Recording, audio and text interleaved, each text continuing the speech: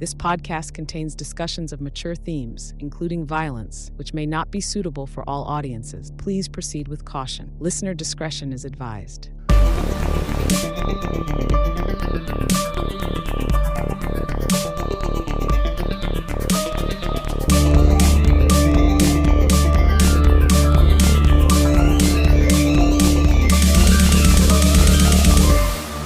Some folks have a strange idea of entertainment. Welcome everybody to this episode of Dark Talk. As always, I am your host Dan, and I'm joined by my bros, Paul and James. Guys, how's it going? What's up, maggot heads? Evening. I thought you called us MAGA heads then, like the Donald Trump gang. I was like, nah, no, not that. No, it's what he calls Jason at the end of the film. Do you know what else he calls Jason? Well, he calls Jason something else. You should just sort of said, what up, you pussies? Pussies. I've also got my Tommy Jarvis jacket on for this as well. Yeah. I wondered why you just got up and put that on. I'm not gonna lie, I was gonna wear mine today as well, but the wind was far too cold. But yeah, after watching the film, I was like, yo, I'm gonna get my denim trucker jacket on. I was gonna wear my Jason yellow gloves to go out in, but look like a tit. Your pouch of throwing knives as well. So here we are, Friday the 13th, part 6. Fuck you. I was going to ask you what you both thought of it, but that's, we generally save that to the end. But I think we're all a bit excited for this one. So why don't we just talk about what we? No, I tell you what have you been up to, guys? So I watched Begonia on Sunday, whichever day. Yeah. I really liked it. Yeah, it was really good. Yeah, I like it too. Yeah, I love shit like that. I liked it, but as I mentioned before, I didn't like the end. What about the end didn't you like, Dan? Well, I don't really want to spoil it for people that haven't seen it, but all the way through, I kept thinking, are they really going to do it? And then it was a couple of fake outs. No, of course, no, they're not. And then by the end of it, I was like, no, of course they're not going to do it, because that would just be stupid. And then it happened, and I was like, oh, God. It just seemed like a real cheap gimmick at the end. And after Jesse Plemons' performance, I was like, no, sorry, no. Sour with the film for me. I didn't mind it. I expected it, to be honest. Yeah, I thought it was going to happen too. It was a bit like Cloverfield Lane. Is that what it's called? Cloverfield Lane? Oh, 10 the one with Lane. That's the one. What's his name in it? John Goodman. John Goodman, yeah. Yeah, the only good Cloverfield it felt film. a bit like that, Yeah, you're right. That film fucking ruled, actually. Yeah, it's so good. It's because it wasn't a Cloverfield film to start with, was it?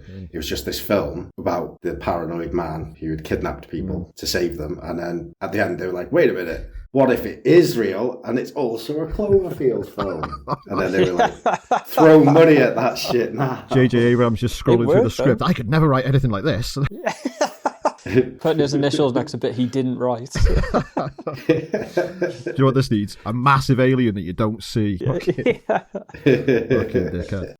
I've also just started a program called Soulmates on Prime, and it's like I started watching it and I was like, this feels familiar but not quite as good, and so I've realised it's like Black Mirror light. Oh, okay. It's got tech that's like sort of futuristic but not like incredibly futuristic, and it's based around the issues with this technology. I won't spoil it for anyone, and things that happen because of it. It's almost like one of the episodes could be a decent, semi-decent Black Mirror episode, and then some of the others are just a bit shit. Is it like it's not bad. It like an anthology, like separate tales? Yeah, exactly. Every episode is a different story, and it's not bad. I'd recommend it. What about you guys? What have you been watching? I'm trying to think what I've seen since I last saw you. Did I tell you I'd watched a film called Rental Family with don't think so. Brendan Fraser in? So basically he's like an actor who lives out in Japan, and he's not doing like very well, so he starts to get a job for like this agency where people hire people to act in like real life sort of thing. So like he gets like a job to attend this funeral, and he's like, his job role is like sad American, and he goes there, he's like, what the hell is going on?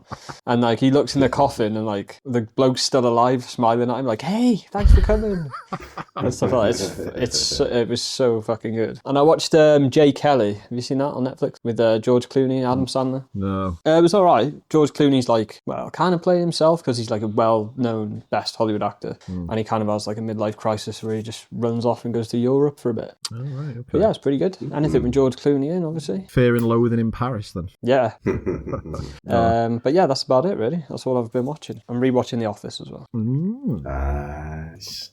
Whereabouts are you, James? We started on season 2. I never like to start on season 1 when I go back and watch something that I skip season 1 every time. Yeah. So we're about 2/3 into season 2 now. So nice. Yeah. It's like when you watch you go back and watch The Simpsons. Nobody watches season 1. Everyone watches 2 through 9. Yeah. What have you been watching, Dan? I've been watching a lot of J-horror. So I watched The Ring. Just fucking love it. Sorry, not The Ring. Ring, which is fucking just so good. And then I realized I'd never seen the sequel, so I watched the sequel, and and then that just put me down this J-horror rabbit hole. So I watched Dark Water, The Eye, One Missed Call, Noroi, Shutter. Yeah, just loads of like Asian horror, basically. Yeah, some were good, some were great, some were not great. Noroi, The Curse, was amazing. Oh, so good. I can't believe I've never seen it. It's 21 years old now. Noroi. I'll make a note of it now. Yeah. I'll make a note of that in my file of facts. I listen to so there's this YouTube channel called Nightmare Movies, and he covers a lot of like Japanese stuff. And I listened to one of his one of his videos about this Japanese film, and fucking hell, I can't remember it now. I can't remember what it's called, but I'll find it and I'll send it to you both, because from what he described, it sounded so good. Yeah, please do. I'm well into that at the minute. I will. I also watched the new Silent Hill film. I saw your rating of it on Letterboxd, but no spoilers, please, because I want to see that.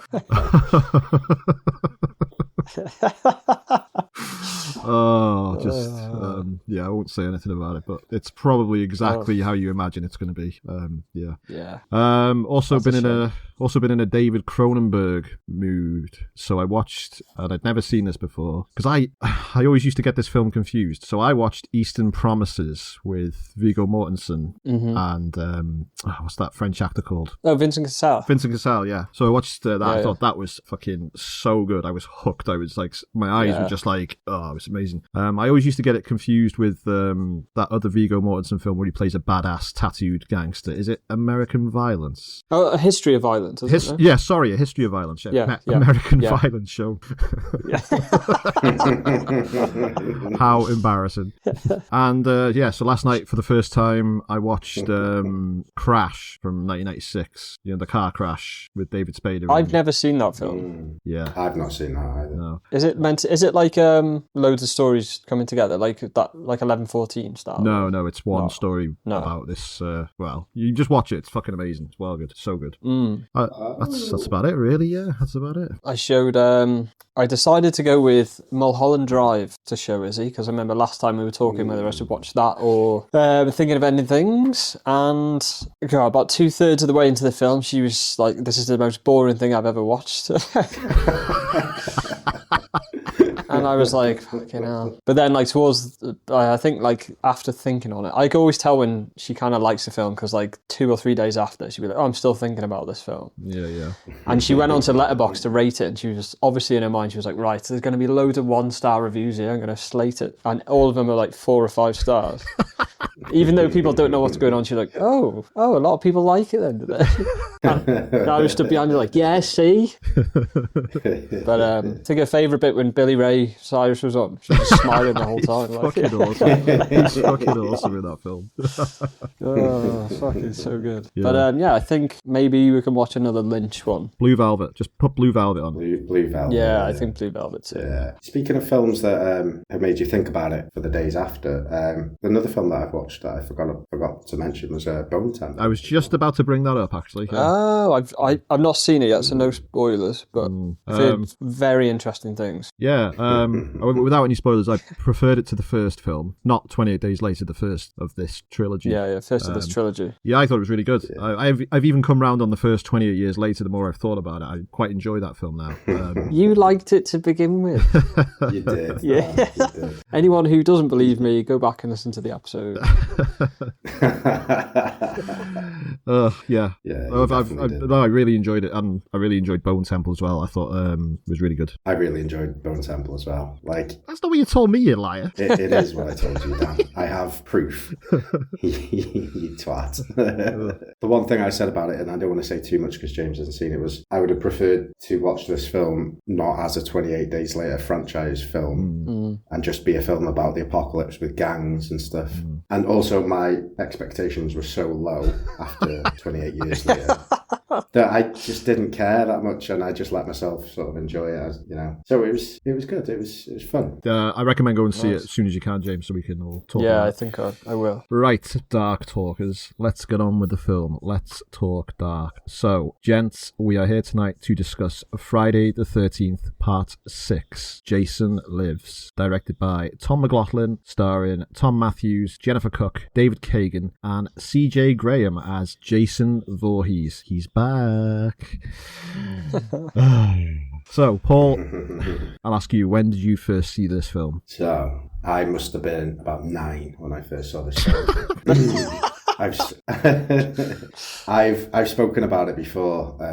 I can't remember, but I'm pretty sure this is the first Friday film I ever saw. And my mum got it for me probably from like a car boot sale on video. And it was this and Killer Clowns from Outer Space. And she took that one away. She wouldn't let me watch that. She was like, I've changed my mind. That one looks a bit too crazy. So, but I did watch Jason Lives multiple times, and it's my favourite one out of the lot. It still holds up as my favourite so far. And yeah, that was about when I first watched it, and I love it. I do. Did you ever get round to watching Killer Clowns from Outer Space, or is your mum still banned you from watching it? No, I'm still banned. Not allowed to watch that one. That's the one film that we're not allowed to dealer's choice. Yeah. So don't you ever pick it, please. I'm not allowed to. Well, Dealer's Choice is coming up. Yeah, well, my mum will have something to say about that. It's just going to get her on as a special guest instead of you, Paul. Yeah. It's just going to be me and James as a solo episode. Just me and James. You're not allowed to do it. Oh, we should actually. My mum only found out what podcasts were about 2 months ago.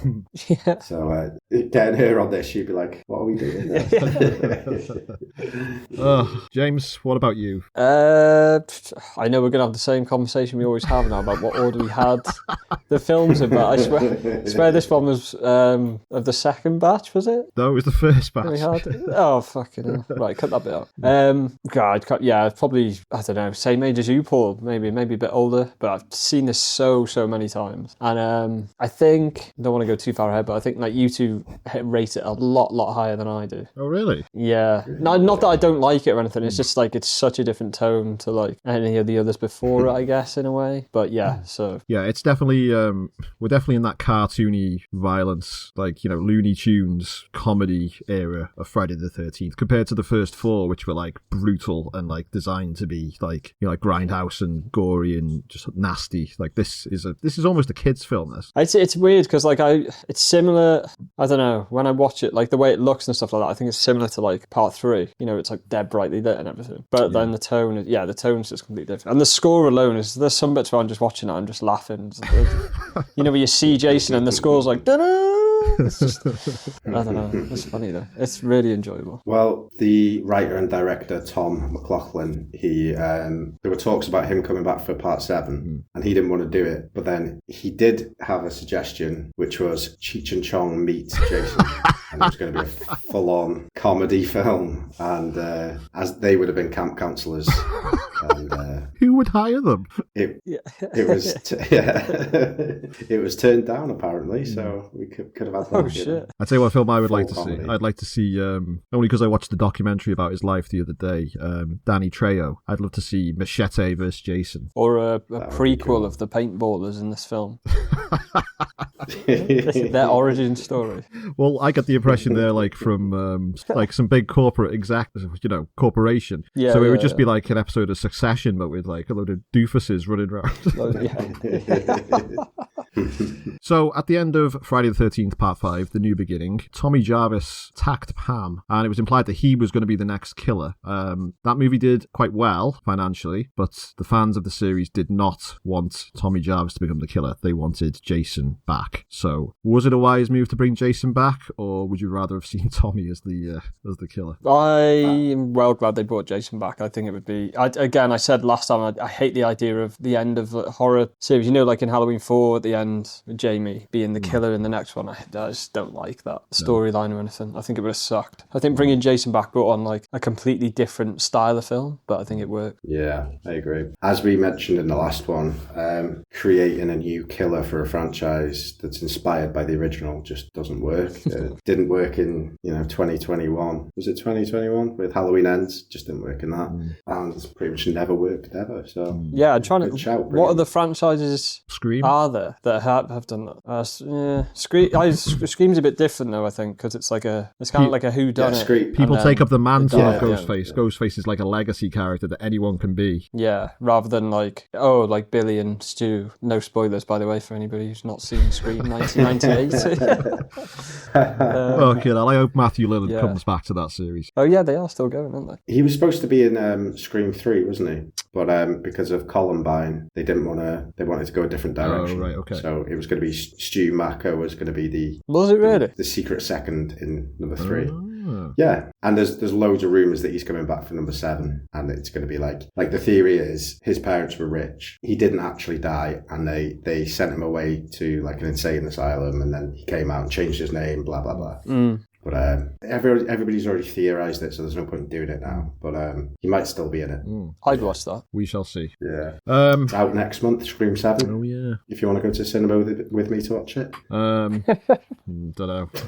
Don't know. I'm a bit annoyed at the producers after all the shit that's gone down with that film, but that's another story for another time.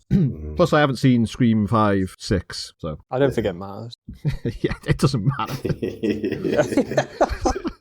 I mean, I think I watched the first half hour of Scream 4 and I was like, let my TV remote do the talking? Turned it fucking straight off. Off you go. Fucking awful. Yeah. Yeah, really fucking bad. Did anybody watch the series? The TV series? Yes, years ago. I tried watching it. I watched the first episode and I couldn't. I preferred watching Riverdale. I thought Riverdale was much better than the Scream TV series or the Mist TV series. Riverdale was so good. Right, anyway, let's get on with the film. So, we open up to a cold, dark, misty, sinister-looking forest, and we are straight back into it. And Tommy Jarvis is now played by Tom Matthews, on a mission to destroy Jason's corpse so he can stop the Jason hallucinations he's been having ever since the end of the last movie. He's carrying Jason's mask with him, and I have no idea where he got this from, or is it a replica? Because I don't think it's got the axe mark in the side of the head like Jason's original mask. It has. Oh, has it? Oh, right, so it's the OG mask. Yeah. I'd like to think it is, yeah. I thought he just got it from 4, part 4. Yeah. Where when he killed him, he just sort of had it. Just like shoving it down his pants so no one could find it. So, do you... Yeah, we just put it with his other masks, and then people would be like, oh, it's one of his. Yeah. So in the timeline now, do you see part 5... Is part 5, like, canon to the timeline? Like, did it happen? It's up to you. It's if you want it to be, I think it fits in. If you want to disregard it, I think you can just say that Tommy's been institutionalized and none of part 5 happened. Because there's nothing to connect this directly to part 5, really, is there? I said this in the last one, though. Like, if you were going to have a rewatch, you don't even have to watch part 5 because it has nothing to do with true. anyone other than, even though it's got like one of the main characters in it, it still doesn't have any connection to the number 6 or 4, So Tommy is now played by Tom Matthews. What do you think of Tom Matthews as the third Tommy? Yeah, he's awesome. Best Tommy. Great. Yeah, he's quite funny as well. Like, he's just a bit of a doofus, isn't he? Like, he's just he hasn't got the brooding anger of the last film's Tommy. He's a bit of he's a bit gormless, isn't he? A bit feckless in this. Yeah, he's so different to like the younger Tommy from part 4, isn't he? I think. Yeah. In a sense. Yeah, but like what I take from it is that he's grown up with all this trauma, and he's been scared but violent at the same time, and very reactive. But now he's just like stopped giving a shit, and he's just back to kick some ass and meet girls and back to kick the ass of a dead man. Hold me back, I'll get him. We begin the film in the moment. We have Tommy Jarvis. He is with his friend Hawes, who is also from, quote-unquote, the institution, which leads me to believe that Tommy was moved somewhere else after Pinehurst, because everyone at Pinehurst was killed in the last movie. So have Tommy and Hawes escaped from this institution? Because Tommy is clearly not over what happened. Like, he's like clearly not a well man in this film, because he's going to dig up a corpse. And like his mate seems like a bit of an oddball too. What do you think? Have they broken out? I always assumed they had, but I listened to something to say that maybe they're on like a weekend release or something like that. Oh yeah. But to me, I think they've escaped. Yeah, I would say so too. Yeah. And I think they've broken out for the right reasons, though. Yeah. They're not doing a Michael Myers. They're doing the opposite. Reverse. Michael Yeah. If they're broken out, where do they get the truck from? Because they don't just have like spare trucks lying around. Well, I have got a bit of trivia for you, Paul. What? That truck is Pam's truck from Part 5. Is it really? I read that, yeah, but I'd have to go. I read it after I'd watched the film, so I couldn't go back. I couldn't be asked to go back and check. But yeah, apparently it's Pam's truck, same truck Pam drives. Yeah, maybe she gifted it to him. Yeah. So Tommy and Hawes dig up Jason's coffin, and they plan to cremate his remains. And I realised as I was watching this, Tommy is doing exactly what those two assholes were doing in the dream that he was having at the beginning of Part 5. He's those two people. It's almost like a self-fulfilling prophecy. Because I was like, oh, don't do it, Tommy. It's a big mistake. And I was like, wait a minute, I'm Tommy now. Yeah. Jason is buried much deeper here than he was in Tommy's dream. And when they open his coffin, we see that this corpse is like much more decomposed. It's like covered in cobwebs and maggots, and it just looks fucking gross. Like something from a Fulci film. It's just, bleh. Imagine how many spiders are in there. How long would it take to undig a grave? Like to dig a grave, sorry. Fucking hours when you think about it. Like it would. And they did it so perfectly as well. Like, yeah, it's like proper squared off. when things like this happen in films, it just makes me think about it for ages. Just like the actual process of doing it must have taken fucking ages. Like, when you love it if like instead of his mate coming back, it was him and Reggie was in his little digger. He's like, come on, we're going to do this together. I would have taken Reggie. Because I think that would actually set the tone of the film. Yeah. I think he's something that's missing from this film. I think that could have been a good. He's got the comedy down, isn't he? You know, he's got the energy of this film. Yeah. So Tommy has an audio flashback to the end of Part 4 where he killed Jason. You know, the die, and this angers him enough to stab Jason's corpse with an iron pole that he removes from the cemetery fence. Unfortunately, though, because they're performing this madness in the middle of a thunderstorm, lightning strikes the pole, and it gives Jason a burst of energy, and it brings him back to life like he's Frankenstein. It's just fucking... Oh, what do you think of this? I love it. Yeah, Do you know me why? too. Because they don't just have that, and now he's alive kind of thing. And it's like, it's quite cheesy, but it's like perfect. Why the fuck not? You know, he's a zombie now, and use like that traditional Frankenstein type trope, you know? Fuck it. Good. Yeah, I fucking love this. Yeah, I thought it was great. Like, if you were going to bring him back for this and you were in charge of writing it and stuff like that, do you think you'd do something similar? Or yeah, it's like it's just like an old Universal monster movie, and it's just like ridiculous over the top. It's like, again, like I've said, like, you know, like a Bugs Bunny cartoon where he meets Dracula or something like that. It's, the way it's all lit, it just looks like, I know, yeah. Do you know what I mean? Well, when they're digging the grave and stuff like that, and Jason comes out of the grave, there's like, it's like lit by lantern and stuff like that. It's like, I found that bit actually really creepy when he's like trying to pull Tommy into the grave, and obviously he doesn't even know it's Tommy. He's just like, nah. He's just like, fuck, I'm back on this earth. Yeah. I wonder where he was. Well, in hell, I guess. Yeah. So Tommy climbs into the grave to remove the pole, and he is attacked by the now reanimated Jason, who we said, he's now a zombie. He's no longer just this insane woodsman. Before he goes to take the pole out, he does take his yellow gloves off. I was going to write about that. I was going to talk about that. Oh, Ben, sorry. No, it's all right. God, no, keep talking. Oh, that was kind of it. Oh, okay. Yeah, he gets them out of his pocket so that he can pull the pole out, doesn't he? Because the pole's all melted and shit. So he's like, he whips them out, pulls it out, gets out, and then takes them off. And obviously Jason fancies. I love that attention to detail though, because he's like, I wonder if they made the pole hot just so they could put the gloves in it. They're like, we've got to find a way to write these gloves into into the thing. Yeah. Maybe the director's wife had designed the gloves and he was like, oh. Well, the director's wife is actually in this film. Yes, we've got Glenn Morgan special. Fucking hell, can we go one episode without mentioning Glenn Morgan? Keeps cropping up on the X-Files as well. And his brother. His brother played a monster in one of the episodes of the X-Files that we've done.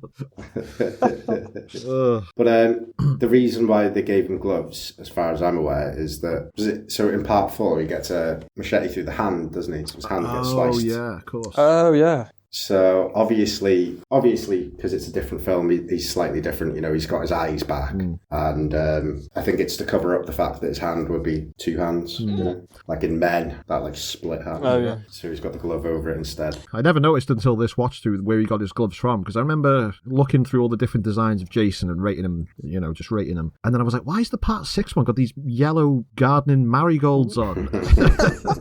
No, I didn't notice it either until this time. So Jason and Tommy have a bit of a brawl, and Jason stalks Tommy, and this is going to be Tommy's worst nightmare. Like, the worst thing that's ever happened to him is happening to him again.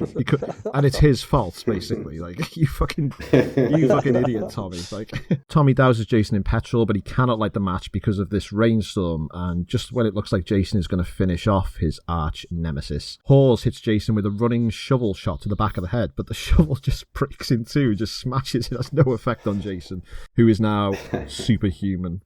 Jason smashes him in the chest, and does he punch his heart out? That's what he does. Yeah, straight through. He does Jim Carrey in Dumb and Dumber, doesn't he? The Lloyd Christmas special.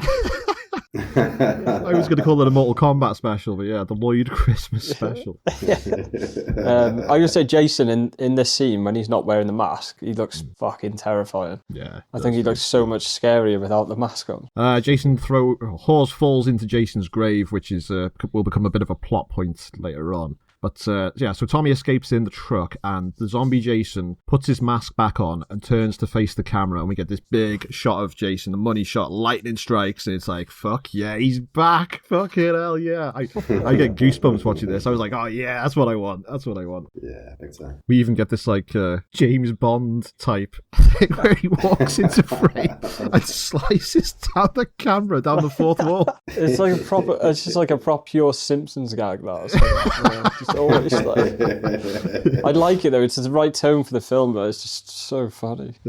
I fucking love this. Yeah, you know, like, great. Do you know what? Like, they learned the mistake from the last film. Like, give the people what they want. So first 10 minutes, Jason's alive and he's ready to fuck shit up, and now he's super powered. Fucking yeah, hell yeah! I was so ready for this film at this point. I was like, come on, bring it on. So what do you think of zombie Jason as opposed to the OG like urban legend trapper hunter Jason? Do you prefer it, or do you not prefer it? I do, only because this is the one that I was more familiar with. So whenever I saw Jason in those earlier roles, I was always a bit more confused by him, especially like, you know, in part 2 when he's running without his mask on, he's like, he's like weird and creepy. I always see him more of like a robotic zombie type of dude rather than a creepy woodsman. You know? I'm the other way. You prefer, I think, OG Jason. Yeah, I think like OG. Yeah, I think in this, from here on out, he's very much like, he's massive. He's kind of like Michael Myers in the way he walks and stuff like that. And I think the Jasons in the previous films are way scarier. Yeah. Like, you know, where he chases. He doesn't sprint after you, but he like sort of jogs after you. It's like weird, and he can't run. Like when he runs, he looks dead shown, but it's like creepy. Yeah, like I prefer non-zombie Jason. Yeah, I see what you mean. Like scarier is the OG Jason, but this zombie Jason is like the iconic Jason now, and it's fucking dead good in this film. Do you know what I will say though? As much as this is my favourite Friday film, and this is my favourite style of Jason, this is probably my least favourite looking Jason. Yeah, his clothes just look fucking dumb. Like from the chest up, he looks sound, because like you see him later on walking past windows and stuff, and he looks fine. But when you see the bottom half, and he's got like his shirt tucked in to those like khaki pants, and he's got that belt on, he just looks like an insane electrician walking around ready to like fix your fucking toaster and fuck people up. It's like he's found the side pack in Resident Evil 2, so he's allowed to carry 2 more items. I agree, Paul, completely. I just don't find this Jason scary looking at all. I think also, I don't know if this is in my head, but the mask looks like really circular, like really round, like a plate. It might just be in my head, but like I swear, in the older ones, they're more oval, but I could be wrong. I think his mask looks a little bit too small as well. Yeah. So I think because when you say like circular, you can see like a lot of the times you can see like the outside of his head, like behind the mask. So yeah. So we get the traditional white text on a black background credits, but with a much more dingier, dreadful, sinister sounding theme. There's none of that high pitched Harry Manfredini psycho violins. So what do you think of this? What do you think of this change? Is this a change you liked, or? It seems very like it's gone all like a bit more synthy and 80s. I don't find it scary. I don't really like it compared to the old ones where it is like psycho rip off or whatever. It's I heard somewhere that it's a bit like the Shining theme, but just spedder. Yeah. I heard that. I do still like it though. I love that like bass line that it always has, and it's fine. It's good. It's just a good evolution to this to adapt to which film it's in. I think it plays to quite a lot of the film as well. I think it's running throughout the rest of the movie. Yeah, it also runs alongside of some awesome fucking like real songs as well. There's hell. a great soundtrack. Okay, hell yeah, we'll get to that when it comes. You know which song I'm going to talk about, don't you? So Tommy runs to the sheriff's office, and this is where we meet Sheriff Garris and Deputy Rick. He tells them that he's dug up Jason's grave to burn him and get rid of him, but lightning brought Jason back to life. So like his story is completely insane. And what's more insane as well is like in a panic, Tommy tries to steal a shotgun to run out and kill Jason. He's just like, quick, we gotta go kill him, and he just like helps himself to the gun cabinet. Like, what did you think was going to happen, dude? What's his name? Sheriff Rick? Or Deputy Rick? Deputy Rick and Sheriff Garris. So like Rick, as soon as I saw him, he immediately reminded me of Randy from Trailer Park. The fucking cheeseburger walrus with that slick back black hair and just absolute dumbass. Yeah, fucking hell.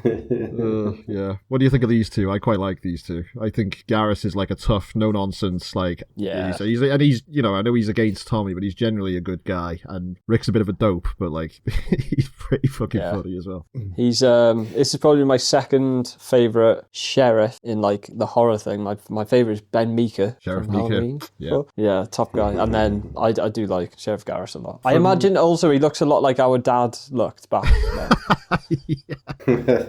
Like you've seen photos of Dad, and he looks spitting image of him, like the tash and like the hair, curly hair and a moustache, like when you look in the mirror, James. You mean like you look like Eddie Guerrero. Is that good or bad? It's good. It's awesome. It's great.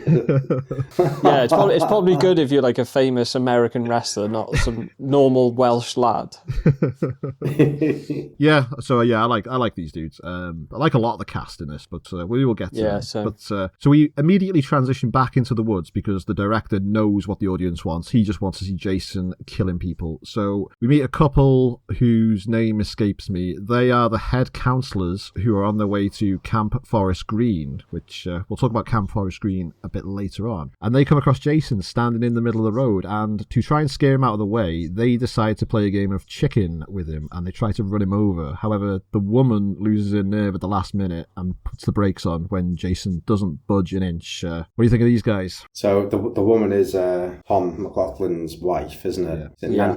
Nancy? Is her name Nancy? I can't remember. And the other guy is Carl from Ghost. And I know that he wasn't really the bad guy in real life. He was playing a bad guy in Ghost, but I will never forgive him. Shit, it is him, for what he did to Patrick Swayze.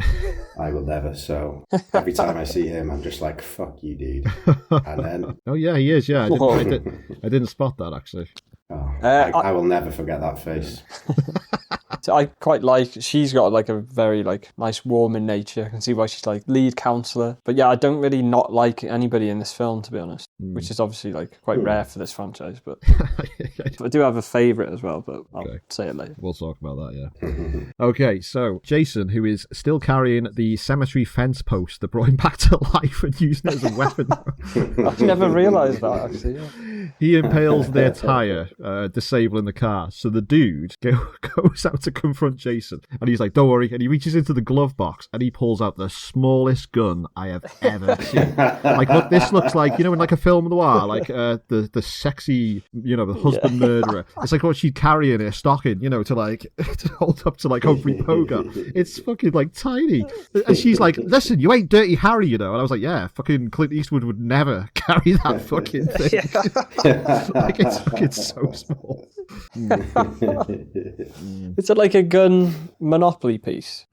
I swear that if it was, it'd be bigger than that. It looks like the gun Stanley Ipkiss has in the mask. Yeah. Crap. That's a crossover I'd want to see. The Mask versus Jason.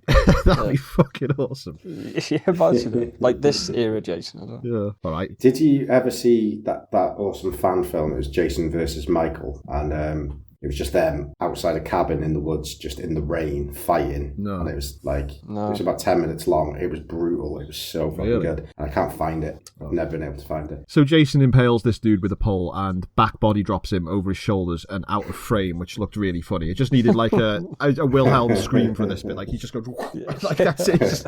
You never see this dude ever again. It's like he's speared a fish. So the female counselor, she runs from Jason and she falls into a puddle while trying to escape. And she's trying to offer Jason money and her credit cards in exchange for her life. She's like, hey, just take this. And I was like, he doesn't accept American Express.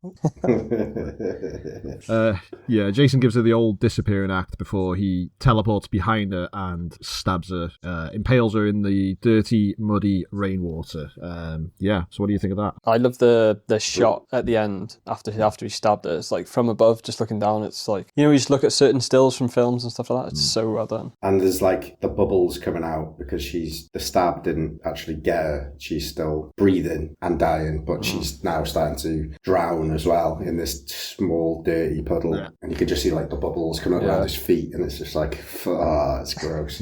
But the actress, apparently she had to do that. She had like a piece of equipment to help her breathe under it, but it wasn't working, so they were just like, just do it one time. And she nearly drowned while doing the scene. Are we sure Tom McLaughlin didn't like take out a big insurance policy on his wife before filming this? Like, come on, honey, just do it for me, please. So, back at the sheriff's office, we meet the rest of the counsellors who are looking for the two that we've just seen murdered. And Tommy warns them that Jason is out there and he's probably killed him. I was like, fucking hell, dude, just shut up. Just like, stop panicking, everybody. Well, I mean, he did just bring a man back to life. He did bring the state's most notorious and brutal serial killer, spree killer, back to life, yeah. And that was a superpowered zombie, yeah. I suppose he should be warning people. Yeah. Not a big roster of teens to be killed in this one. So we got Sissy, Paula, Court, and Megan. And the only one of these who is notable really is Megan, as she is the sheriff's daughter and she's our final girl for the movie. And she's also wet for Tommy because as soon as she sees him, she's like, "Oh my god, who is this? Who is this handsome man? Like chicks dig a bad boy. Ho ho ho, hubba hubba." What do you think of our teens for this one? I think they're a lot better than the teens we had in the first 4 films, or maybe even the first 5 films. I think they're pretty good. I really like all of them. I'd say Megan's awesome. Probably now my favourite final girl. Yeah. Court is fucking ace. I'd love to hang out with that guy. Yeah. He's just on his own planet. Yeah. I love how he dresses as well. The other two are a little bit less memorable. Yeah, they're a bit plain, the other two. They're okay though. They're not like super annoying or anything. Yeah. But compared to the other two, they don't stand out that much. But they're fine. There's no one. It's not terrible in this. We don't have the stereotypical Joker character, like the loser Joker. Oh, thank God. That we've had in all the other films. Yeah. I agree with everything you just said, Paul. Yeah. Like, Court's definitely my favourite, especially that fucking scene when he's trying to explain those rocks to those kids. It just makes me laugh so much. And they're just looking at him like... Yeah, you get those two wisecracking kids, like, as if this is as good as it gets. It's going to be a long summer, dude. It's like, but he's just like chewing gum. He's got his earphones. He's like, He's like, yeah, so, yeah. He's got like those rips in his jeans. He's just not dressed for the outdoors at all. It's like he's just come out of a New York nightclub, you know? Yeah, it's so fucking funny. He's quite well made up as well. I thought he had like a lot of makeup on. I thought he was like a new romantic or something. He's got like eyeliner and stuff in it. Yeah. He was definitely rocking that eyeliner. Yeah, looked cool. Yeah, like the curly mullet and that. It looked great. Yeah. So it was mentioned a bit earlier that the town of Crystal Lake has been renamed Forest Green, and it changed its name after the Jason murders. So, but this is completely inconsequential because it's never mentioned in any of the other films. They just change it back to Crystal Lake for all the other films. So, like, there you go. Yeah, I know. Yeah. Quick scene at the graveyard. So we meet Martin, the old alcoholic caretaker, who is just a fucking massive pisshead. He's part of the Dark Talk Pisshead Club with two Tom Atkins characters, Mrs. Mac and this dude. Oh yeah. Absolutely. Yeah. I like him. I think they could have gone like the whole like a Crazy Ralph thing again, but like I don't know, the whole tone in the film's like jokey in it, but he's laughing at himself and he's like just starts drinking as soon as they leave. He's just like He also breaks the fourth wall a couple of times as well, because so he discovers that Jason's body has been dug up and he sees Hore's body there with the leg out and he's like, these sickos have dug him up and all this. He's like, I'm not going in there, I'm not putting him back in properly. And then he fills the grave in and he just looks up, he's like, some folks got a weird, sick sense of entertainment. And he's like, but he looks directly at the camera, as he said, like turns his head and he's like... Yeah, he's good, I like him a lot. And he plays being pissed very well. Plays? Yeah.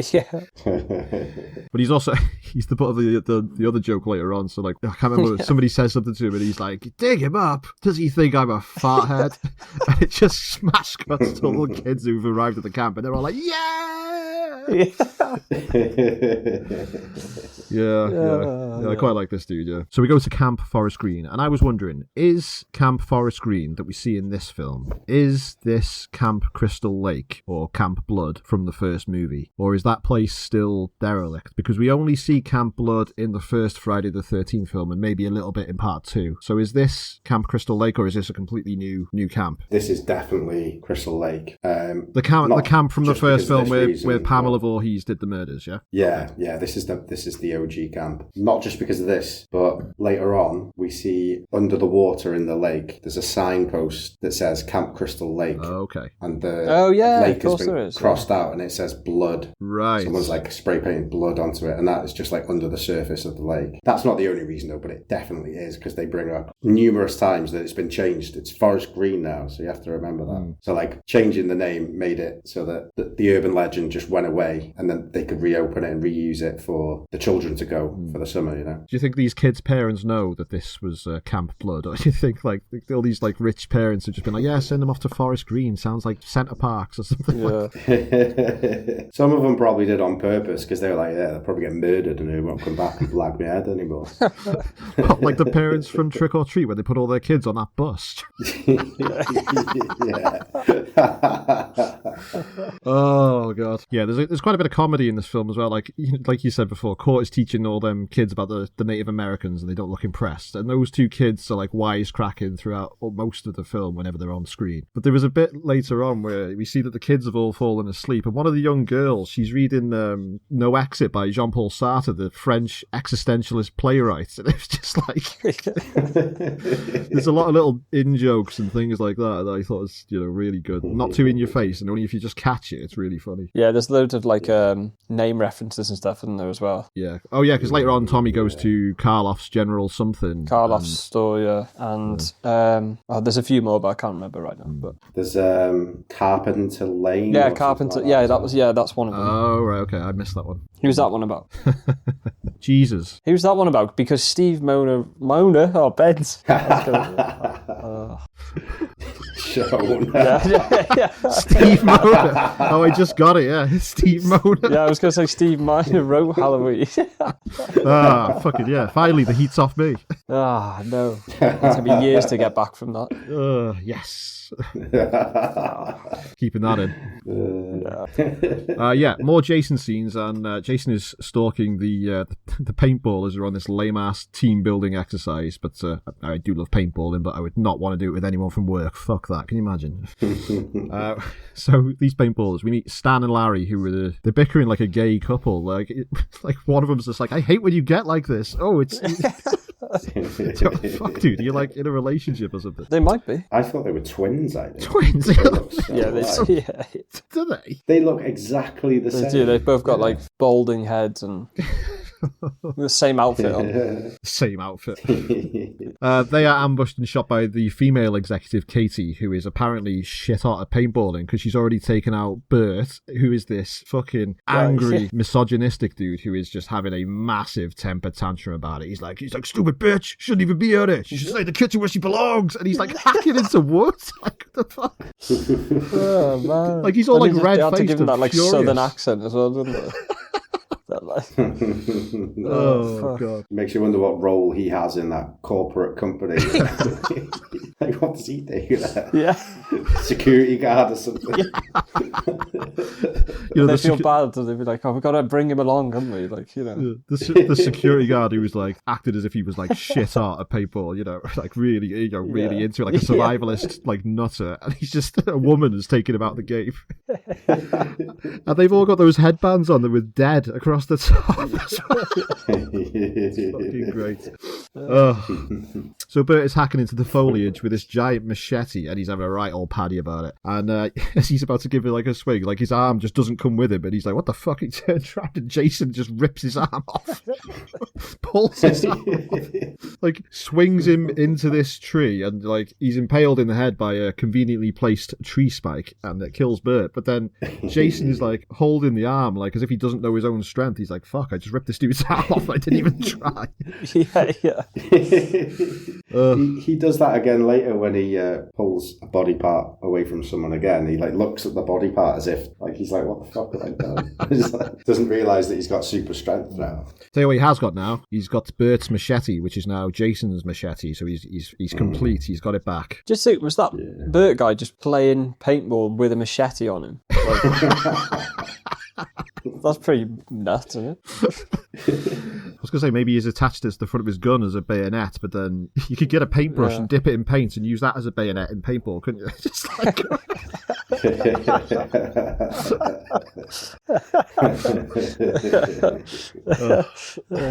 And in your boot you could keep like a tiny little paintbrush for when you're on the ground. Like a toothbrush that extends out of your boot like James Bond. In case you get into a fight.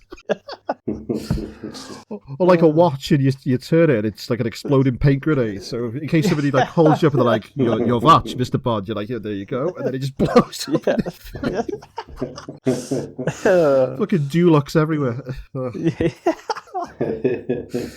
Oh, God. Yeah, so the three from earlier are walking and Jason descends from the trees and he triple decapitates Stan, Bert and Katie with one swing of the machete. I thought this was pretty cool, pretty funny. Yeah, I think there was a bit cut out of this as well. I think it was like, because it's obviously quite comedy. I think it was meant to be like a lot more gruesome. Again, like all the films are. I think so, yeah. So I would like to have seen that, but yeah, it's a cool kill. Yeah, it is pretty cool. He then chases Roy, this dweeby, skinny looking dude, through the woods. This guy is like, again, he's like Mr. Magoo. He's like big, thick bifocals and like he just looks ridiculous. And when Jason confronts him, he tries shooting Jason with the paintballs. He's like,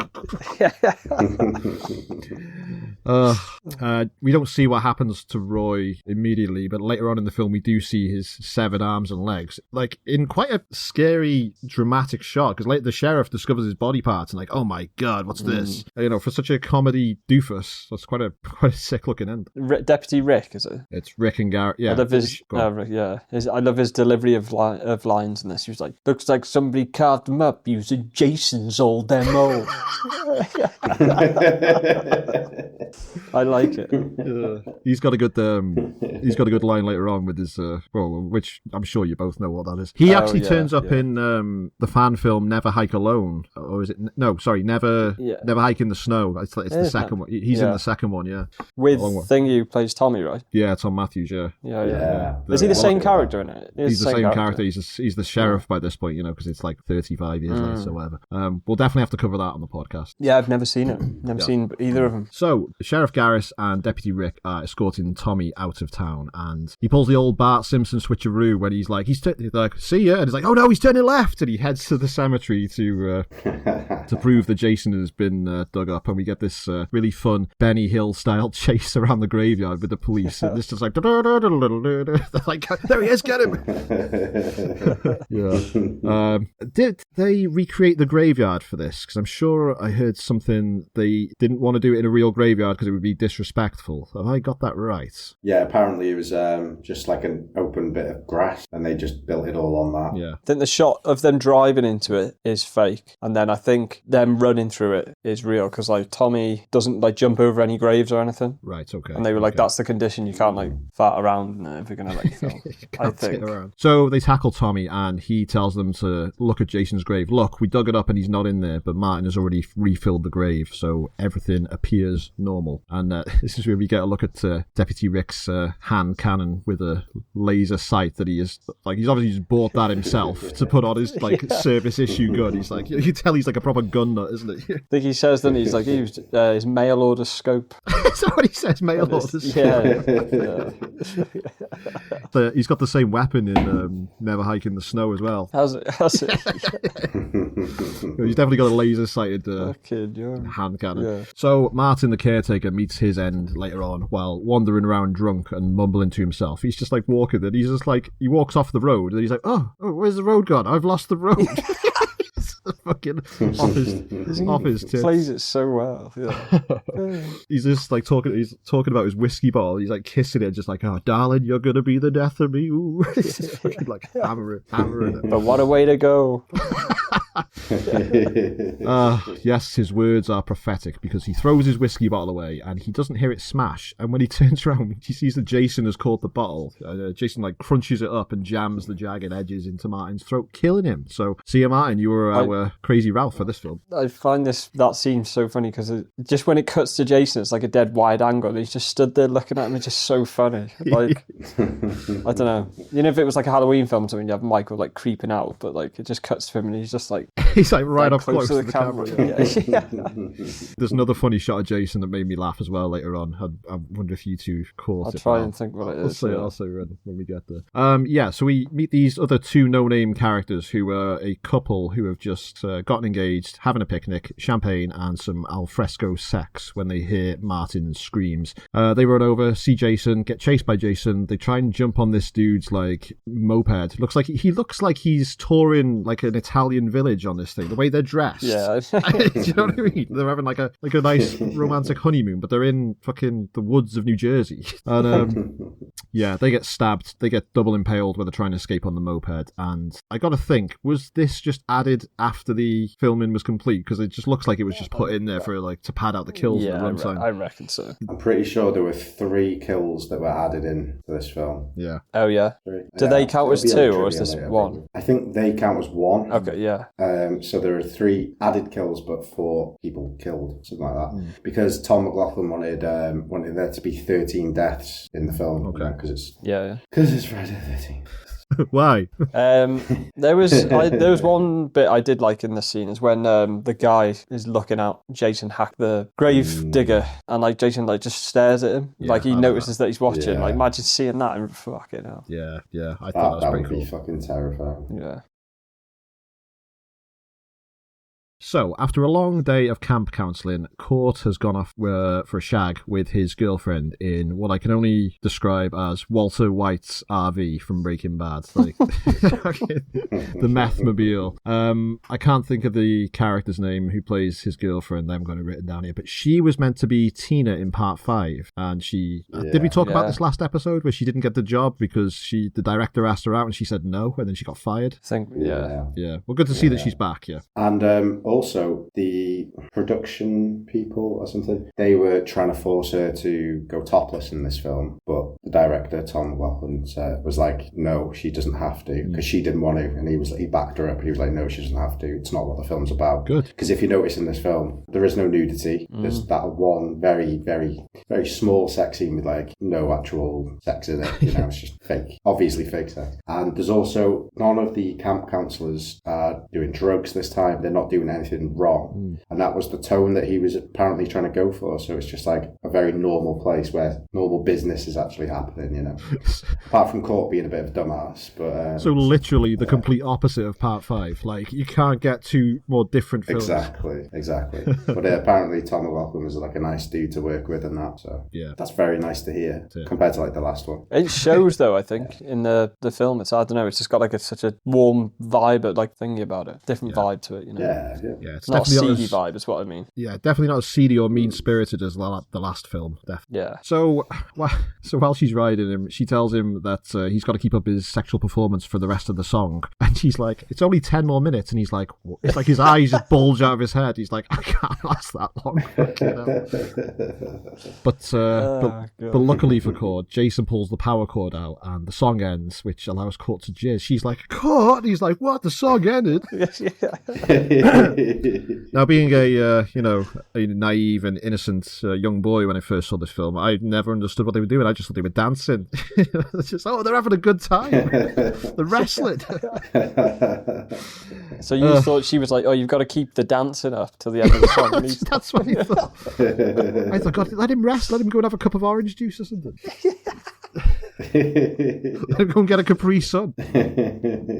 So Court goes outside to pull the power cord back in, but he gets spooked, and the legend of Jason has sort of shit him up.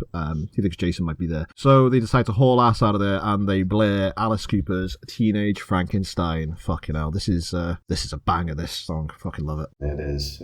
I reckon this is where Rob Zombie got all of his influence from for every one of his songs he ever made, with White Zombie or his own music. Because it's like, it sounds like 80s Rob Zombie, honestly. Yeah, fucking like, he loves Alice Cooper, doesn't he? Alice Cooper's like one of his idols. Yeah. Jason has snuck aboard the meth wagon, and he grabs the girl from behind and strangles her and takes her into the toilet while Court's speeding off. But she's screaming, but Court can't hear her, so he like throttles her, and then he bashes her head into the side of the RV, and she like, her face comes through the metal, like she looks like the T-1000, like the liquid metal Terminator. Perfectly shaped. What are those things called? Those things where you put your face in all the pins and your face. Yeah, with all the needles in. Yeah. Yeah. Like one of them. That video of that little kid just looking at it, and then the face comes through it. Do you remember that? The kid shits himself. One of my favourite videos. I forgot about that. This reminds me of is it the first Nightmare on Elm Street where Freddy's looking over Nancy in the bed and he starts coming through the wall? That's what I thought. Yeah, so creepy. Yeah, it's fucking badass. I wonder if it's just like how they did it. It's just a big piece of rubber or something, and then you actually put a face into it. Yeah, or something, because it could just be like a sheet of it, like pulled dead tight, couldn't it? That's how I. And it cuts away quite fast as well, so you don't get time to see the flaws in it. You see the motion of it happening. It doesn't linger on it. It just goes straight back into the RV. Wise filmmaking. Jason sneaks up behind Court, grabs him by the side of the head, and jams this fucking horrible looking knife into the side of his head and kills him instantly. But it causes the RV, because Court is driving, the RV crashes, like flips over and bursts into flames. I'm like, what? This is a massive stunt for a Friday the 13th film. Like the whole RV just tips over. And it looks so good though as well. Yeah, especially what's going to happen in a moment. R.I.P. Court though. Oh yeah. I'm actually gutted that he dies in this. A little bit of trivia about this bit, and it might be in the trivia later, so if I read out later I'll get the names right and stuff, but at the moment I can't remember who it was. But one of the people in the production team was a bit of a dick and nobody liked him, and before they had this destruction of the RV scene, he bagsied the a cooler or something inside of it, and he was like, well, I want to have that for my RV, and like they were just like, nah, don't fuck it, just leave it on the thing, so when it crashes with it.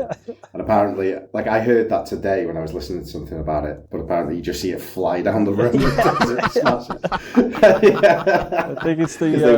They were like, fuck it. I think it's like the aircon thing on the roof, is it? Something? And when it tips, it's just like, that's the first thing you see fly off. Yeah, it's so funny. So good. But like, immediately smashes into pieces. He must have been such a dick, though, the guy. Was it one of the producers or something?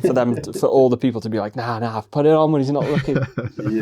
Yeah. I just thought as well, there was a bit, in part 3, where she's trying to drive off and then she has to flick the thing to extra gas tank, the second gas tank. That's what happens in this when they're about to drive off, and he's like, no way, this isn't happening. She's like, you're right, it's not, and flicks the switch to the petrol tank. Yeah. It's nice to see that making a comeback. Yeah, we're out of diesel, but let's switch to petrol. You know. I think it was in like electric mode because they were like plugged in, wasn't it? It's one of Elon Musk's cars that doesn't work. So we get this iconic shot of Jason standing on top of the burning RV, and it just looks fucking amazing. It's just so good. It's what I picture in my mind's eye whenever I think about this film. It's that still shot of Jason. Fucking love it. It's fucking beautiful. It is so good. Yeah. It's one of the two, James, that you said before about where the newly engaged people, when he looks at him and he's standing there and he's just finished hacking him up. This and another scene later on are just so like iconic to me. I just remember him so vividly. Just like, great stunt as well. Yeah, it is a great stunt, yeah. It's like really, really surprising to see that in this sort of film. But I think they had a much bigger budget for this film than any of the others, I think. Any of the previous entries. Yeah. I think they had 7 million. I think they had that for this film. Oh, according to Wikipedia here, 3 million. 3? Oh my god. And it made back 19.5 million, so fucking massive 3 success. million? That's not much at all, is it really? No, not really. But then that's 3... By today's standards, it would be about 8 million. Yeah, probably, because this was in 86, yeah. So, there you go. Still. 40 years ago today. August Today. 86. Today. Well, it is Friday the 13th when this episode is airing. Should have mentioned that in the intro. Airing on the 40-year anniversary of the events of this film. Yeah. Oh, because it is Friday the 13th in this film, isn't it? Because Deputy Rick's like, Happy Friday the 13th. So Sheriff Garris gets a call from Deputy Rick, who has found the missing counsellors from the beginning, and they believe that Tommy is killing people using Jason's MO. At this point, they've run Tommy out of town for real, so he's like at large basically. But what he's actually doing, he's buying books on the occult and necromancy. And I was like, oh, he's been to the library, has he? And then I was like, well, where's the library? And he's got them from like Karloff's General Store, which is like fucking just like, and they like stacked up by the till like Impulse Buy or something like that. Next to the Wrigley's. And the Umbongo. I guess he reads them all that night though, and then that's how he gets the idea. Yeah, because he's got like 3 books. It's like Necromancy for Dummies, like the Afterlife, and then like all this other, the third one or whatever. And he gets the idea to like return Jason to his first grave or to his where he first died or something like that. Which it doesn't really work even at the end. Well, we'll get to that. So Tommy calls Megan and she goes to pick him up so they can go and tackle Jason together because she believes him and she also wants to fuck him. So that's why she's involved in this. So Jason finally arrives at Camp Forest Green and he cuts the power. Sissy is our next counsellor to go when she is dragged out the window by Jason and her head is twisted right the way around. Well, I think this one is one of the added death scenes that they wanted to be put in because they needed more. So they went with the whole twisting the head off. And then, as far as I'm aware, this is one of the added death scenes where just to please the execs and all that, they just made it so it was the twisting the head off. But then, like, that's Jason showing he doesn't know his own strength again because he's just like that holding it head. And he's just like shocked. Like, even with the mask on, you can tell because like he wouldn't usually ever. He would just launch it or just carry on. But he's just like that. Now. Yeah, but he's just standing there looking at it like, what am I capable of? Yeah, we find I forgot that he twists the head completely off. I thought it was just a neck break, but then later on we see it's not a severed head, it's a twisted off head. It's like a bottle, like a screw cap head. But Megan finds it in the police car, doesn't she? And she's like, ah, when she sees it. Yeah. Paula is next to go, and I think I found this the most disturbing kill of the film. A lot of these kills have been comedy, but I found this one to be quite frightening, actually. So one of the little girls that we saw earlier was having a nightmare, and she wakes Paula up, and she's holding Jason's blood-covered machete. She's like, look, I found this. And it's like, what the fuck, dude? She's like stood over her bed with it. So Paula thinks that Sissy and Court are trying to wind him up and play a prank on him. So he's like, we'll scare him right back. But she just ends up just putting the little girl back to bed, and she says, listen, if you get scared, you say a prayer. And this is the scene before that made me laugh before, because she kneels down, tells the girl to take a prayer, and when she stands up, you see Jason stood outside the window just staring down, like he's not even hiding. He's just like looming. I was like, how does nobody see him? Do you know what I found funny about this though? Like, she stands up and it's not Jason looking straight forward, he's looking down at the girl. It's just that he's looking down. It's comedy for me, that. Yeah. So yeah, this is, like I mentioned, this was the murder that kind of scared me. So Paula returns to her cabin and she finally starts to realise something isn't right. So she discovers that the bloody machete is missing, and then as she's about to leave, Jason just barges his way into the cabin and kills her off screen, and you just you don't see it. It cuts to the outside and you just see the blood splatter on the window, and she gets thrown through, but instead of being thrown through all the way, she grabs her and drags her back in. And I was just like, fuck, that's like the home invasion scene from Rob Zombie's Halloween. Yeah, from Halloween. That is nasty. And is it later on when the sheriff go into the room and you actually see the full... You see the results of what's happened. Jason, as he's painted the fucking town red with her blood. It's just everywhere. It's fucking horrible. What has he done to gross. it? It's like those scenes from The Shining where it flashes onto the screen and it's just blood where everywhere. I think he's murdered his kids. Yeah, that's what it reminded me of. Yeah, you just get those flashy glimpses of it. Great. So Megan and Tommy are in the car and they come across a roadblock, and when they see the cops, Megan is like, quick, get down, quick, go down, because she shoves Tommy's head right between her legs to hide him. I was like, look at all that. The cops have spotted him instantly. Hey, someone in that car's hiding. And she's like, no, stay down there, they haven't seen you. I just love it keeps cutting back to his point of view. He's staring into her crotch, and she said, no, you have to stay down there. And he's like, okay. That POV is just the legs and the jeans, the most flattering thing.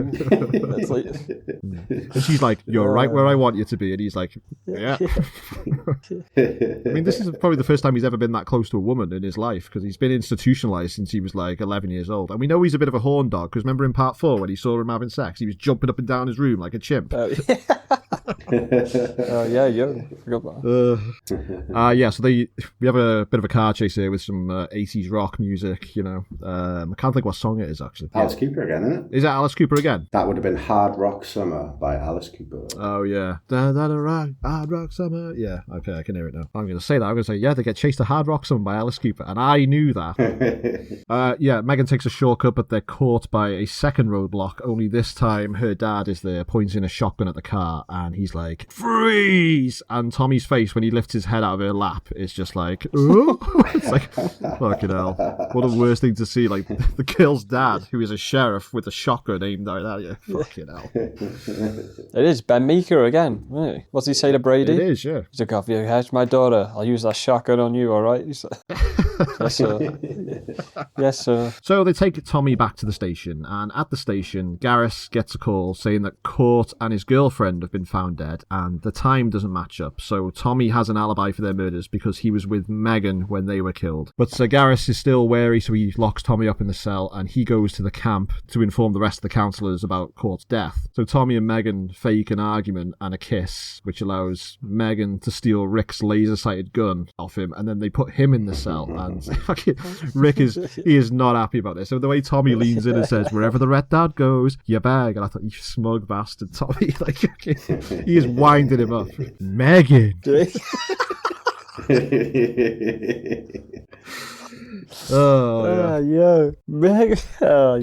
Now, I don't think we've seen the outside of this police station all film. You've just seen people coming into the door, right? So I was expecting it to just be some sort of shack, because we're in a forest background, I just thought it was gonna be like a Wild West sort of thing. But they come out and they're in a full-on town. It looks like Chester railway station. I was like, oh my god, did they film this in Chester? It just looks like all these big brick buildings. Yeah. Where is this one filmed? This is it California again? Georgia, I think they filmed this. Georgia, yeah, you're right, it was. Yeah. Okay, yeah, Covington Covington, Georgia, yeah. So Megan and Tommy hatch their plan to return Jason to his original resting place at the bottom of Crystal Lake. And I was just like, Tommy, he was already dead and buried before you revived him, you div. Like, but I guess he's got he has to do it now. It's his duty to go back and sort this mess that he's created, right? Wait there, I just thought, if he's his original resting place, that means to say that he did drown and he's come to his zombie twice. Yeah. Yeah, sure. Well, later films sort of established that he's got this sort of Wolverine healing factor, or that he's a deadite. Yeah. You know, it's just whatever logic you want to use, it doesn't matter. Okay. Or maybe Mrs. Voorhees brought him back to life with a book of spells, and that's why he's so twisted and evil. And then she donated the book to Karloff's General Convenience Store. Yeah. And then... Yeah, no wonder Tommy's able to figure out what to do, because he's got all Mrs. Voorhees annotations in the side written in pencil. Yeah. She's highlighted all the phrases for him. On the front it says, "To you from Pam." Pam. Yeah. So back at the kids' cabin, Jason enters and he stares down that little girl. He gets right up in her face. He's like, the mask is like... It's a proper bastard thing. That's a damn McNulty thing to do that. Yeah. So she takes Paula's advice and says a little prayer. She's like the little girl from the... Is it a little girl from Enter Sandman? Now I lay me down to sleep. Oh, it's a boy, isn't it? Because he's getting chased by that massive lorry. So Jason, I don't know what he's going to do with this little girl, but he's distracted by the arrival of the sheriff's crew who have arrived at the camp just in time. Now, do you think Jason was going to kill this girl? I mean, yeah, I guess he would, right? Yeah. I mean, Yeah. You know? He hasn't got an age. He doesn't ask for ID, does he? I know we've not seen him kill a kid, but yeah, I guess he would. Yeah. I mean, he's a psychopathic zombie. But I think people take this scene to be like, oh yeah, he wouldn't hurt a child because he is childlike himself. But I mean, he only stops. He's scared the shit out of this girl, and he only stops because the sheriff arrives. Yeah. And then later on, he bursts into the cabin again. Later on, I'm back. Oh, fucking hell. Which I think looks fucking dead cool. So Garrus enters the girl's bedroom. Sorry, he enters the counselor girl's bedroom and he sees the blood fucking everywhere that we've mentioned, which I thought was fucking ugh. He checks on the kids and thankfully they're all okay. He is with two deputies and they're all searching for whoever the killer is. And one of the deputies is killed on the pier when Jason throws a shuriken. Where did he get this from? Revenge of Shinobi style, from the bushes. And it hits him right between the eyes, knocking him out. I like this death. I think it's like Huntsman Jason again, you know? Yeah. And I think it looks pretty cool. Yeah, he's using his old skills. Yeah. The second deputy gets it when he gets into a scuffle with Jason and he fires his handgun into him, but they have no effect on Jason now. Jason just walks off these bullets. And this deputy gets his head crushed, which doesn't look great because it just sort of cuts away. He just has his hands around the head and then it just cuts away. Yeah, you just see a bit of blood or... Yeah. I don't even think you see that, yeah. I remember this so differently. I vividly remember the crush happening and seeing the stuff come out of his nose while it's happening. But it doesn't. I just remembered it. So, in about 5 minutes or so, you see his corpse and he's lying there with the blood and he's got this, his brain has come out of his nose. And I remembered it as him getting his head crushed and it coming out at the same time. Yeah. But I wonder if that's just a false memory or whether I had a different version. Yeah, I don't think you're seeing Probably. Probably just me remembering it incorrectly, you know. I was adamant that it was going to happen. And when it didn't this time, I was disappointed. I was like, I remembered my other memory of it not happening. And I was like, oh yeah. So Garrus goes Jason hunting with this big ass shotgun and he eventually comes across Jason, which proves that Tommy is not the killer. So he's able to put one in Jason, which sends Jason flying fucking backwards. He goes 10 meters. And of course Jason isn't dead because he's a zombie now. So he takes half a dozen more shells and bullets, but he's invulnerable. And Garrus is just like, oh, do you know what? Fuck this. Throws his guns down and just sprints off through the woods.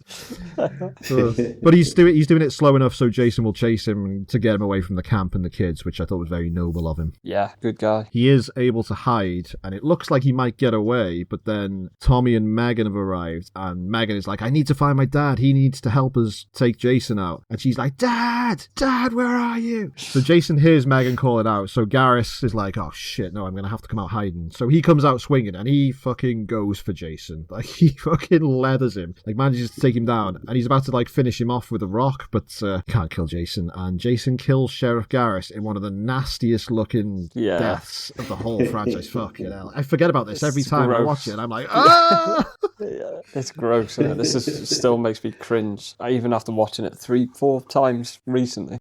This is my favourite death scene from the whole franchise. I remember this so vividly as a kid, and I was just like, what the fuck? I was like, that is insane. But I heard something about how it was done. So basically what they did is they dug a hole, and they got someone else to like hang inside the hole with their legs sticking out of it. Yeah. And then the actor just leaned backwards if he was being bent in half, something like that. I think that's why it looks so gross, because there's no like dummy legs or anything like that. Yeah, exactly. He bends and it's just the thought all the way back, like fucking like, you know, Psycho Sid when he broke his leg. It's like that, but like from your back and spine, like bent the opposite way, so the back of your head is touching your heels. Fucking. Ugh. Do you think that would? Do you would die from it? Do you think? Yeah. Or just be severely? It would sever your spinal cord and just god, yeah. Organs would be in the wrong place. I think it would rip your stomach and all your organs into the wrong areas and just. Oh my god, yeah. Bleed internally. It's a shame it happened to such a G as well. Yeah, Sheriff G. Yeah. It reminded me a lot of the the death in Freddy versus Jason, the guy on the bed. That's another one. Thing, yeah. Because it's 80s as well, and it's like grainy and it's like older looking. It just looks, and it's practical as well. And it's practical as you can do it without really doing it. That's why it just looks so much more brutal than that, you know. So like we mentioned, Jason smashes his way into the kids' cabin looking for victims, and then he jumps back out through the other window when he notices Megan's outside. Like he bursts in through the door, all the kids scream and run and hide. When Megan's outside, he just comes bursting through the window again. It's like the Kool-Aid guy. Always jumping through walls. I just want to say to Jason, you're like Snake from The Simpsons. Like, use a door, Jason. Use a pen, Sideshow Bob. So Jason grabs Megan around the throat, but before he can kill her, he is distracted by Tommy, who is probably going to be his number one target because Tommy is his arch nemesis. So Tommy is goading Jason. He's like, come on, Meganhead, come on, you pussy. Trying to lure Jason back to the water. And his brilliant plan to make sure Jason is forever dealt with is to... This fucking Wile E. Coyote Looney Tunes plan is to wrap a chain around Jason's neck, tie it to a big rock, and roll them both into the water. What do you think? I like it. It works. I love it. It works within the universe, I suppose. Yeah. So Jason wanders into the water, and Tommy pours gasoline onto the water and lights it up, which boils the water, and it makes Jason leap out and attack because he doesn't want to be in hot water for all these murders. He's scared of water. Oh, don't even start me on that Freddy versus Jason scared of water bollocks. Oh. I'm going to slag that off so much when we come to it. So Tommy and Jason brawl in a Kane versus Undertaker style Inferno match, which I thought looked really cool. They're like punching each other on the boat, trying to kill each other. Tommy is able to get the chain noose around Jason's neck, but the rock is too heavy to lift out the boat. He's like, he can't move the boat. I love that shot of when Jason just does the massive boom, and comes down on Tommy, snaps the boat in half. It looks gives him an Uso splash and smashes the boat in half and takes them both out. It's fucking dead. Yeah. So Jason is he's hoisted by his own petard because the rock wouldn't have been able to be tipped out the boat. But with Jason smashing the boat, the rock then sinks to the bottom of the lake and drags Jason down with it. But Jason grabs Tommy and brings him down as well. And Tommy's trying to escape, but Jason strangles him to death underwater. Yeah. Well, not to death, but it reminded me of is it that film Crank where Jason Statham and the bad guy are both falling out of an aeroplane and they're falling and they're fighting, and before they hit the ground, Jason Statham breaks his neck in midair to kill him. It's just so needless. And this is where we get the extreme close-up of the Jason gloves as well. I'm gonna take to these we've got shoe watch in some of the episodes. We're now on glove watch. Glove watch. What do you think of his marigolds then? Dead shown. Shit. Why are they that colour? I don't know. It's mad, isn't it? You could just dirty them up a bit or something, or just wear black ones or anything. anything. But they're like slightly like puffed up as well, so they look like I can't even believe I'm talking about it. So Megan runs in to save Tommy, and Jason grabs her as well. She's able to use the boat propeller as a weapon when she can start the engine, and it chops up Jason's face, but it doesn't do any damage to his mask or the rest of his body. You don't really see anything. I think it chops his neck. It's cut his throat. Is that what it is? Yeah. Slicing through his throat. And this finally puts him down for the remainder of the film. He's out of action here. Megan drags Tommy out of the lake, and she revives him, and they all live happily ever after.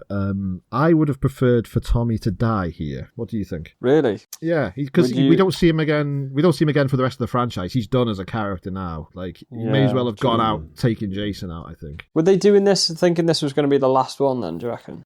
God, no. With the amount of money this film made, there was always going to be another one. Yeah. Maybe, I don't know. Yeah, maybe he could have. If he'd have died, I would have liked Sheriff to survive. Oh, yeah, maybe, one or the other. What do you think, Paul? Yeah, I think it would have added a bit more like importance to the final bit, and like it would have been good to see like these two rivals from the last 3 films just sort of dying together. But I would have liked to have seen Tommy in the next one, this Tommy, But they probably were saving him for the future to bring him back again if they ever needed to. Yeah. Because like they knew they were going to do more, but they hadn't planned anything out, so they were probably never going to do it. But if they'd have thought, oh, we're not going to use him in any of the other films, we could just like add to how extreme this ending is and just kill him off in the end. But no, I'm fine with him. I'm fine with either.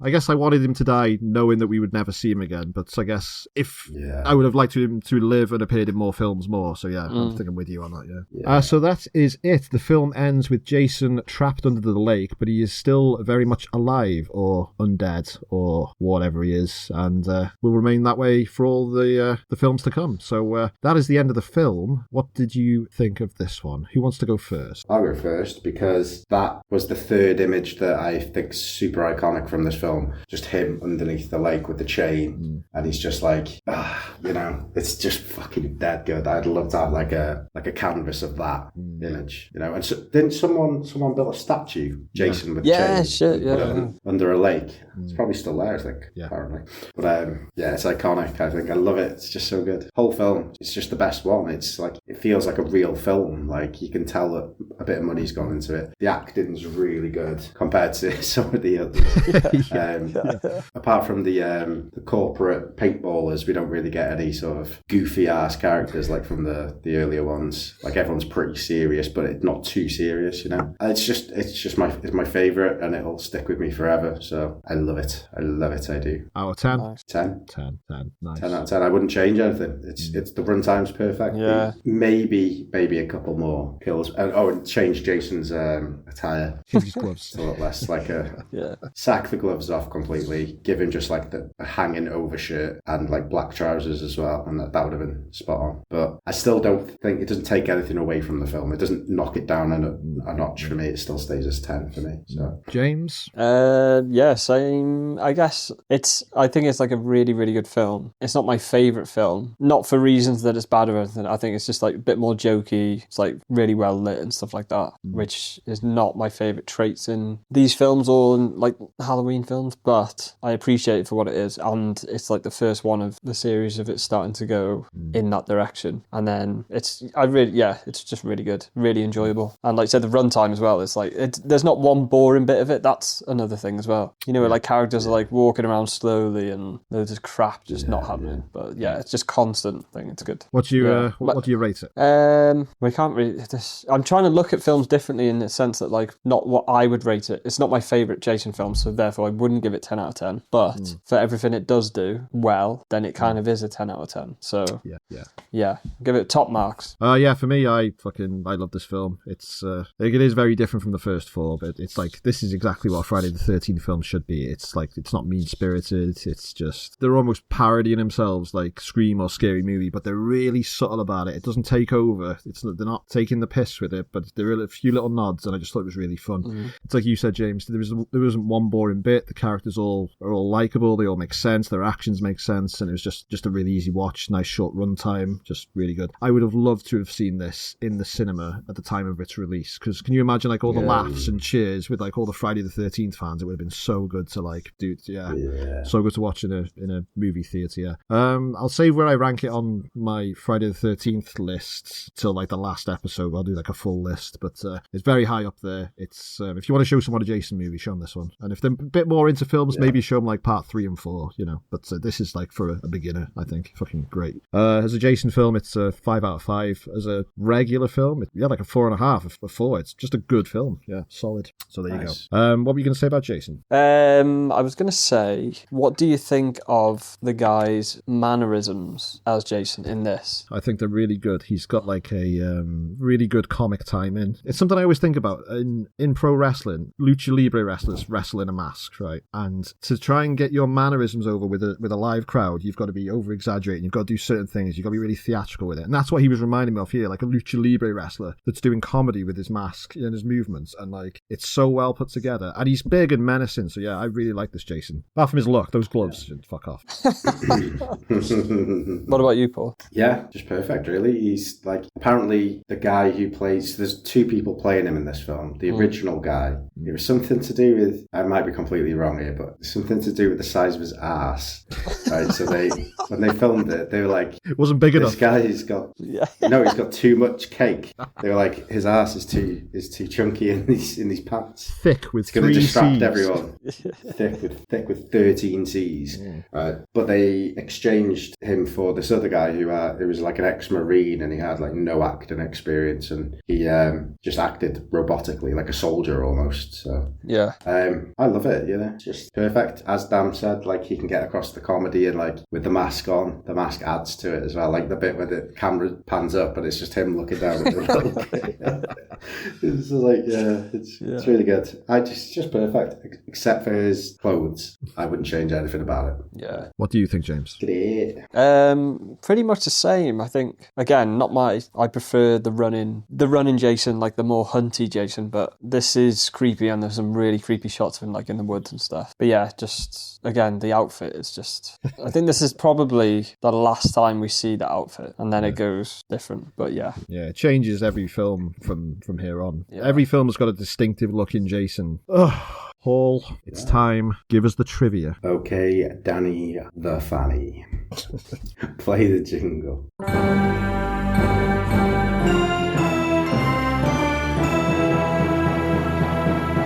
Aside from Alice, who has a minor role in the second film, as well as the starring role in the first, Tommy Jarvis is the only recurring protagonist in the series, albeit played by 3 different actors. Why is that even trivia? So this is an interesting one. I've heard this before. Years after the release of this film, Kevin Williamson told director Tom McLaughlin that this film had a huge influence on him growing up and helped inspire him to write the meta slasher film Scream. Yeah. So it was the bits with the caretaker and just like the meta-ness and the self-awareness and stuff. So yeah, definitely. Yeah. So if we didn't have this, we wouldn't have Scream 7 coming out this year. Director Tom took home some props from the film, including Jason's tombstone, and that air conditioner from the top of the RV before that other guy could get it. Did he take the gloves as well? Well, do you want to let me finish? Yeah, I'm joking. One of them was Jason's tombstone, which sits outside of his house, which he has made to look like Jason is buried in his yard, and his casket, which sits in his garage. The DVD box set includes a scene in which he shows off these props at his home and tells how a city employee refused to enter his yard to read the meter because he thought there was a body really buried there. The gloves, I reckon they just chucked them away, or they went back to someone's nan to do some gardening. The little girl who keeps having nightmares is called Nancy, which has been interpreted by fans as a nod to the name of the protagonist of A Nightmare on Elm Street, played by Heather Langenkamp. However, director Tom McLaughlin actually named the little girl after his wife, Nancy McLaughlin, who played Lisbeth in this film. She almost looks like one of the girls who sings 1, 2, Freddy's coming for you. She's got that kind of spooky look about her, you know? Yeah. You can imagine her with a skipping rope on the street. Crew member Dan Bradley played Jason on the first day of shooting, which is why Jason's build in the paintball scenes are different. This is also why Jason's eye colour changes during the film. Paramount had seen the first day's rushes and asked that Jason to be recast, feeling that Bradley looked too bulky for the role. Therefore, Graham was given the part. There is another 50 plus of these, so I'll just do a couple more spoilers. Although not credited as a stuntman, C.G. Graham did all his own Jason stunts in the film, including being yanked by wires during gunshot scenes and being set on fire in the climactic scene. Ooh. Well done, mate. Yeah. Nice. Well done. Impressive for a non-stuntman. Yeah, especially being set on fire. In 2013, a scuba diver named Curtis Lair created a life-sized fake Jason dummy and chained it to the bottom of Crystal Lake in Minnesota in order to scare other divers, and it still remains there to this day. That's fucking awesome. That's that good. There's a bit of trivia here, and I forgot to mention it earlier, so I'll go a bit more into this trivia. The scenes where Jason's neck is sliced by the propeller were shot in McLaughlin's parents' swimming pool, and the guts ended up messing up their filter, so they had to replace it. So that scene, if I remember correctly, was shot in 3 different places. So the exterior of the lake, so let's say on top of the lake, not under the water, was shot in a real lake in Georgia, and apparently it was really cold. Underneath was shot in a heated swimming pool in a studio where they were fighting each other and all that, and then they refused to let them do the guts part because they said it'll fuck our pool up. So he did it in his parents' pool, and it did fuck the pool up. So yeah.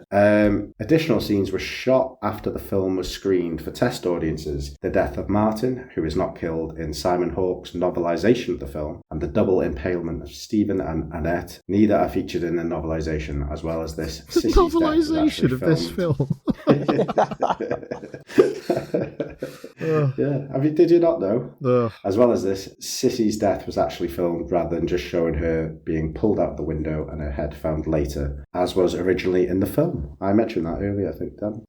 I'll tell you what, I'll give you one more, shall I? Through much of the film, the sheriff believes Tommy Jarvis to be the actual killer instead of Jason. This is possibly a nod to the original plan put forward in the previous film to have Tommy become the franchise's new killer. Due to negative fan reaction to the ending of Part 5, this plan was scrapped in favour of resurrecting Jason, as seen in the film. And there you go, that is our trivia of the week. Thank you, Paul. Thank you, Paul, for that trivia. Right, that brings us to the end of the episode. Thank you guys for doing this with me. It's been a ball. I don't know about you, but I'm having a ball. Yeah. So, next episode, Friday the 13th, part 7. Is that The New Blood? Have I got that right? Yeah. The New Blood. Yeah. You ready for that one? I don't know if I've ever seen it. Oh, Really? I've got to be honest. Yeah, I'm not sure. You lucky boy. Yeah. Well, I've got to bloody watch it now as an adult and talk about it with you two for 2 hours. Yeah, that's way worse. I was going to say, I'm intrigued because in my head right now, because I've not seen it for so long, it's one of those films where you're like, oh, it can't be that bad. I'll watch it again. But in my head, I know.